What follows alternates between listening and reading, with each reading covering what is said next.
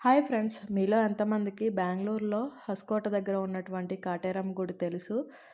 అలానే మీలో ఎంతమంది కాటేరమ్మ గుడికి వెళ్ళారో కింద కామెంట్ సెక్షన్లో కామెంట్ చేయండి. ఈ వీడియోలో కాటేరమ్మ తల్లి గురించి కథ రూపంలో చెప్పబోతున్నాను. ఈ వీడియోని ఎక్కడా కూడా స్కిప్ చేయకుండా పూర్తిగా చూడండి. కాటేరమ్మ ఈ పేరు మీరు సలార్ మూవీలో వినే ఉంటారు. కర్ణాటక, తమిళనాడులో చాలా ఎక్కువగా పూజిస్తారు.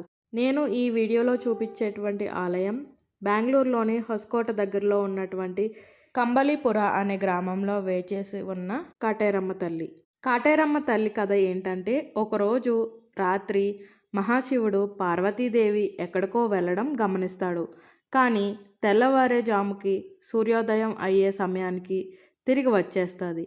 అలా 2 or 3 టైమ్స్ అబ్జర్వ్ చేశాక శివుడు పార్వతీదేవిని ఎక్కడికి వెళ్తున్నావు అని అడిగితే, పార్వతీదేవి నేను ఎక్కడికి వెళ్ళటం లేదు, నాకు ఏమీ తెలియదు అని చెప్తుంది.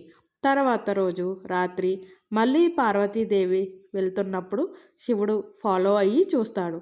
అప్పుడు పార్వతీదేవి ఒక అడవిలోకి వెళ్ళి ఉగ్రమైన కాళికా రూపం ధరించి అక్కడ ఉన్న శవాలన్నీ తీసి తింటా ఉంటుంది. ఇలా చేయకూడదు అని చెప్పి శివుడు ఆ అడవిలో ఒక పెద్ద గొయ్యి తీస్తాడు. పార్వతీదేవి మళ్ళా అడవిలోకి వెళ్తున్నప్పుడు ఆ గొయ్యలో పడుతుంది. అయితే పార్వతీదేవి ఆ గొయ్య లోపల నుండి పైకి చూసినప్పుడు శివుడు కనిపించగానే తను చాలా పడుతుంది. ఆ పశ్చాత్తాపంలో ఉగ్రరూపమైన తన సగభాగాన్ని ఆ గొయ్యలో వదిలేస్తుంది. ఆ గొయ్యలో వదిలేసిన ఆ ఉగ్రరూపమే కాటేరమ్మ తల్లి. ఇక్కడ ఉన్న కాటేరమ్మ గుడి 300 సంవత్సరాల క్రితం ఒక మర్రి చెట్టులో కొలువితీరి ఉంది.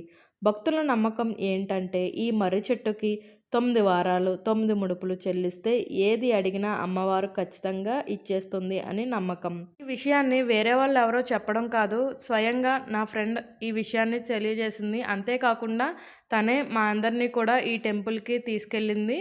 తన వల్లే మేమందరం కూడా ఈ టెంపుల్ చూడగలిగాము.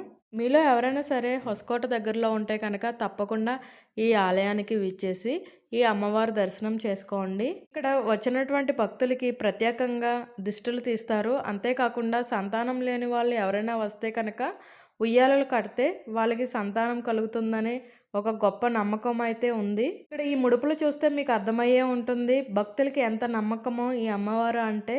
ఈ ముడుపులు లక్షల్లో అయితే ఉన్నాయి. అన్ని లక్షల మంది ఇక్కడికి వచ్చారంటే మీకు తెలుస్తుంది అమ్మవారి శక్తి ఏంటనేది. అలానే ఇక్కడ ఆదివారం, మంగళవారం, శుక్రవారం వచ్చేటువంటి భక్తులకి అన్నదానం కూడా సౌకర్యం కలదు. ఇలాంటి మరిన్ని వీడియోస్ కోసం నా ఛానల్ని సబ్స్క్రైబ్ చేయండి.